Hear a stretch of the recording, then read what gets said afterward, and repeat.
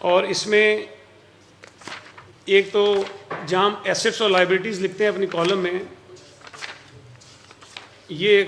ایک فارم ہوتا ہے اس کے اندر جس میں ایسٹس اتنے پڑھتے ہیں کہ میرے اثاثے کیا کیا ہیں، اس کی تفصیلات ہم دیتے ہیں، اور اس کے بعد جو یہ آخری ہوتا ہے یہ لائبلٹیز ہیں کہ میرے اوپر کیا کیا لائبلٹیز ہیں وہ مینشن کرتے ہیں۔ یہ ڈاکٹر فہمیدہ مرزا صاحبہ کا فارم ہے، اور اس میں انہوں نے کہیں پر بھی لائبلٹیز کا ذکر نہیں کیا کہ میرے اوپر کوئی لائبلٹی بھی ہے، کوئی قرضہ بھی ہے، کوئی میں نے ڈیفالٹ بھی کیا ہے کہ مجھے یہ پیسے ادا کرنے ہیں۔ اچھا، اس کو ہٹا دیں اگر ہم ایک نظر کے لیے، ایک لمحے کے لیے، کہ کوئی ڈیفالٹ ہوا ہے، کوئی قرضہ ان کے اوپر تھا یا نہیں تھا، اس میں نہ لکھ کر بھی انہوں نے کنسیلمنٹ آف فیکٹس کی ہے، انہوں نے حقائق چھپائے ہیں۔ اور یہ بھی آپ کے علم میں ہے کہ اگر کوئی کینڈیڈیٹ کوئی چیز چھپاتا ہے تو صرف اس بنیاد پر بھی اس کے پیپر مسترد ہو جاتے ہیں۔ تو اگر ہم ایک لمحے کے لیے چھوڑ دیں یہ ساری باتیں کہ قرضہ ان کے اوپر تھا نہیں تھا، دیا نہیں دیا، یہ جو نامنیشن پیپر انہوں نے بھرا ہے اس کے اندر بھی انہوں نے کنسیلمنٹ کی ہے، اور یہ بلینک چھوڑا ہوا ہے انہوں نے، یہ آپ کے سامنے ہے۔ اچھا، پھر اسی میں سپریم کورٹ کا ایک فیصلہ آیا تھا 2018 میں، جس کے بعد انہوں نے تمام امیدواروں کے اوپر یہ لازم کر دیا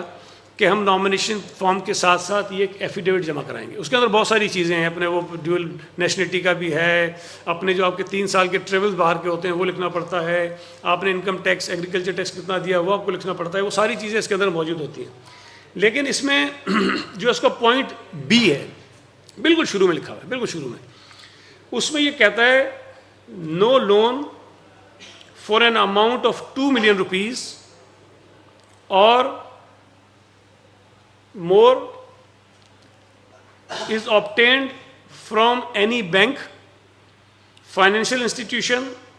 cooperative society or corporate body in my own name or in the name of my spouse or any of my dependents or any business concern۔ اب یہ کیا کہتا ہے کہ کسی بینک سے،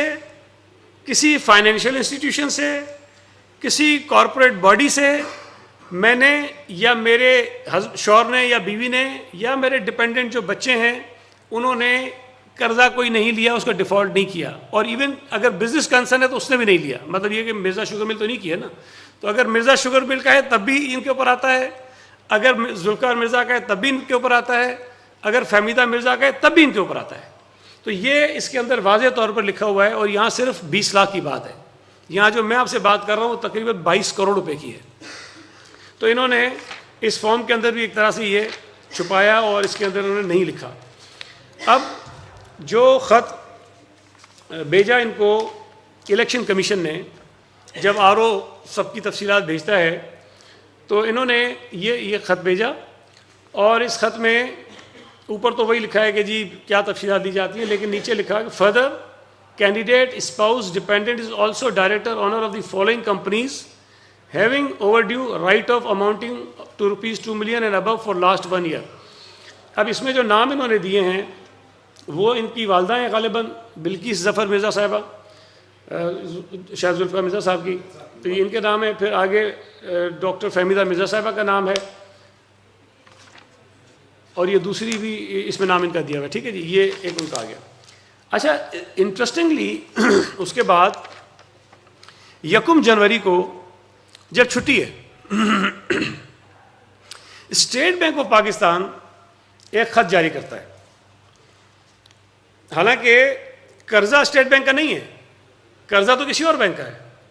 اور ایفیڈیوٹ جو جمع کرایا اس کے اندر میں نے آپ کو پڑھ کے بتایا ہے کہ وہ کہتے ہیں 20 لاکھ کی بات کرتے ہیں، اور یہاں 22 کروڑ کی بات ہے۔ ہائی کورٹ کی ڈگری ہوئی ہے، اور ایک آدھ جگہ پہ کاغذات پہ جو اعتراض ہے وہ MCB کی طرف سے ہے، جو بینک ہے اس نے اعتراض کیا کہ جی یہ ڈیفالٹر ہیں اور ان کے کاغذات ایکسیپٹ نہ کیے جائیں، لیکن اسٹیٹ بینک جس کا براہ راست اس سے کوئی تعلق نہیں ہے، لیکن وہ فوری طور پر مرزا فیملی کے ریسکیو کے لیے آتا ہے اور ان کو بچانے کی کوشش کرتا ہے، اور وہ پروونشل الیکشن کمشنر کو ایک خط لکھتا ہے، چھٹی کے دن خط لکھتا ہے، اور اس میں وہ کہتا ہے please refer to your notice dated 30/12/2023 copy attached address to Mrs Fahmida Mirza. ان کو لکھا ہے الیکشن کمیشن نے فہمیدہ مرزا کو، جواب یہ دے رہے ہیں in this regard it is confirmed that the overdues and write-offs reported in our letter number, یہ جو میں نے آپ کو پڑھ کے سنایا الیکشن کمیشن کا خط dated 25/12/2023 related to companies and not to the individuals. اب اسٹیٹ بینک صفائی کہہ دے رہا ہے کہ جی وہ جو ہم نے بتایا ہے کہ لائبلٹیز ہیں یا قرضہ ہے یا اوور ڈیو ہے یا رائٹ آف ہے وہ کمپنی کے اوپر ہے, ان کے اوپر نہیں ہے. اسٹیٹ بینک کہہ رہا ہے. سوال یہ پیدا ہوتا ہے کہ کیا اسٹیٹ بینک کا یہ کام رہ گیا؟